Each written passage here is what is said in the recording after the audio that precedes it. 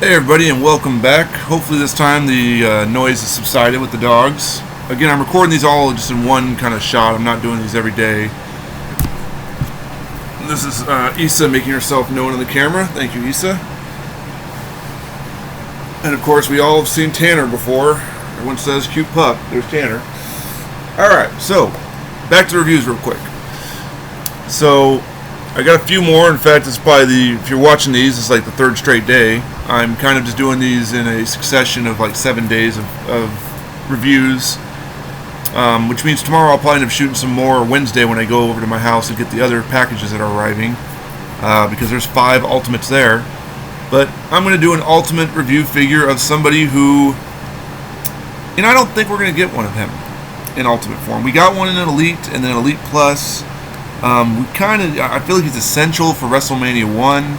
I already did Paul Orndorff a little bit, but I'm talking about none other than Cowboy Bob Orton. Now, of course, he wasn't the most desirable figure. I know that his Elite figure of this style peg warmed till the cows come home in Target. In fact, I remember finding one in the store, and they wouldn't sell it to me because it was no longer in their system. And so they couldn't even give me a price. I would have paid, I probably would have paid, $10-15 for it, but they couldn't sell it to me.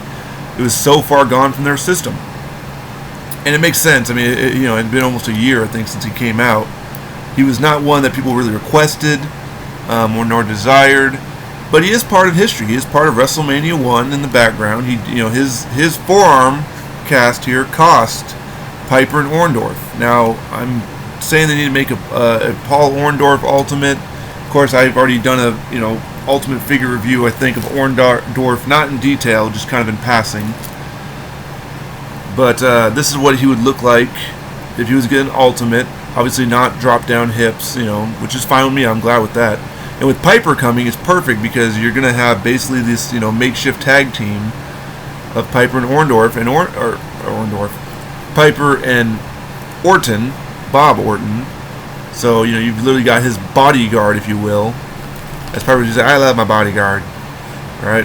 I can't do a Piper voice. I tried.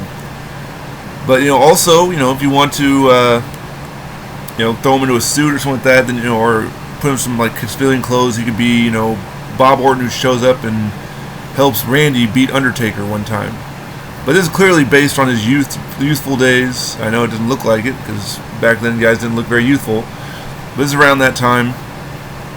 And again, it's just a swap, torso swap. I love the butterfly torso. It adds so much more articulation ability to stuff. It adds more stuff. I mean, I can't wait. Supposedly, I did talk to the customizer, and I didn't mention this. I wanted to, not to tell the whole story, but because of that new Mr. Perfect, he plans to torso swap.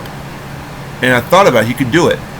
You just take that piece off carefully, and then you just torso swap with an Ultimate body and throw that top part back on, and boom, you got yourself a yellow Ultimate Mr. Perfect. So I've already told him that when that figure becomes a dime a dozen in Target, because right now it's not quite out yet, people aren't finding it. I'm seeing them trickle down here and there, but once he's got a few of those, he's willing to try it out. I'm all for paying him to get an Ultimate Mr. Perfect. Because I'm all for as many Ultimates as I can, as long as they are posable and playable and not a statue.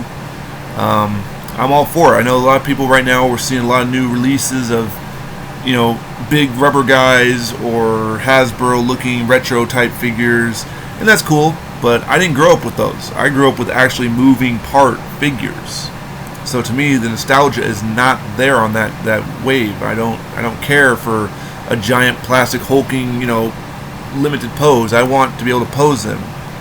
I kind of want to be able to move them around, even do some suplexes. And Bob Orton, he did the top rope suplex. So there's no way I'm gonna be able to do that with these giant rubber guys. So Power Town's got articulation enough for me. It doesn't have to be everything. I'd say more articulation than the basics, which they've now changed the basic formula, which is good, because now they're kind of in line with the Lucha figures from Boss Fights, which I'm still waiting on my Lucha figures. I'm seeing people are getting theirs. They're still trickling down a little bit. They don't sync up well with ultimates and whatnot. I probably never will get an Ultimo Dragon unless someone really does some work on one. And it looks really good. I did get a Moose figure Ultimate, which I'm going to review. And really well done. A little wobbly, but I will show that one in the future. So stay tuned for that video. But here is Cowboy Bob Orton Ultimate. In case you're ever thinking about building one, so you have your Piper and your Orndorff, and then you got Mr. T and you got Hogan. The only person we're missing is Jimmy Snuka, and I don't know if Jimmy Snuka is going to be. Yeah, that's a tough one on that one. There's a lot of work. It can be done. It could be built for sure. I just don't see Mattel touching that with a 10-foot pole. Till next time.